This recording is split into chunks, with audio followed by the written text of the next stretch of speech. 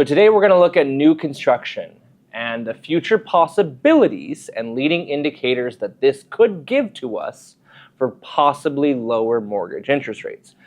So today, new home sales came in. Remember, there's a big difference between new home sales and existing home sales. Existing is resale, new are the ones brand new construction.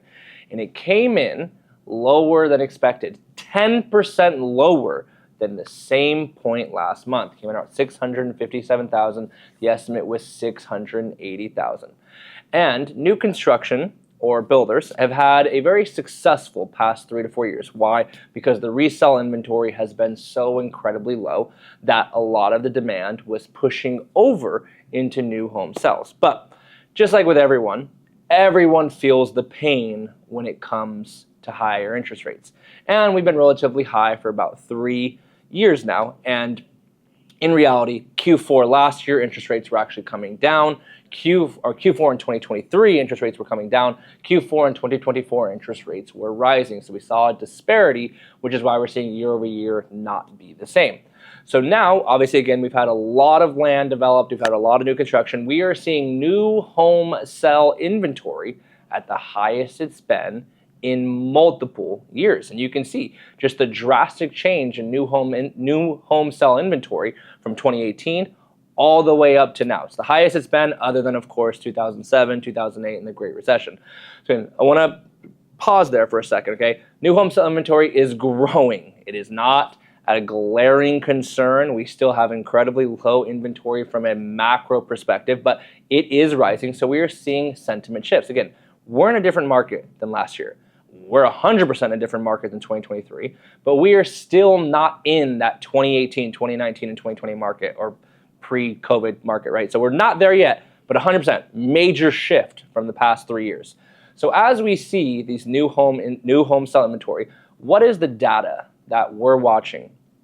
Is you can look at this inventory and it can give you leading indicators of possible job loss, recession, and maybe that. So we're getting a lot of questions right now. Again, I highlighted it last week. Is Doge going to contribute to unemployment?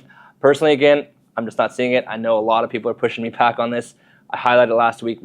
Government jobs could be cut. Yes, I'm just not going to see massive job loss from Doge. Just my opinion. We'll obviously wait and see how this plays out over the next 2 years. But what we are seeing is builders gonna look at maybe slowing down their building.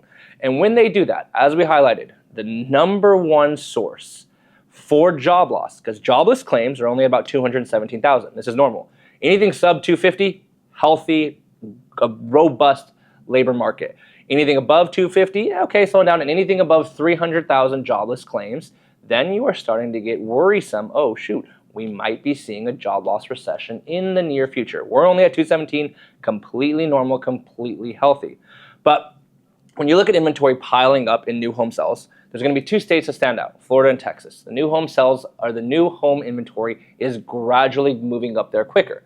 So we're going to look at initial claims in both Texas and in Florida for consistently the next 6 to 12 months to see if they start to see the residential construction worker start to be laid off. And if that happens, you will see claims rise. As I mentioned, you're seeing all these job losses, yet initial claims is not rising. We're seeing the unemployment rate at 4. In my opinion, the unemployment rate has the ability to go lower in Q3, Q4. Again, so we're not seeing that, but what could change, and it's solely the residential construction worker. You can look at it.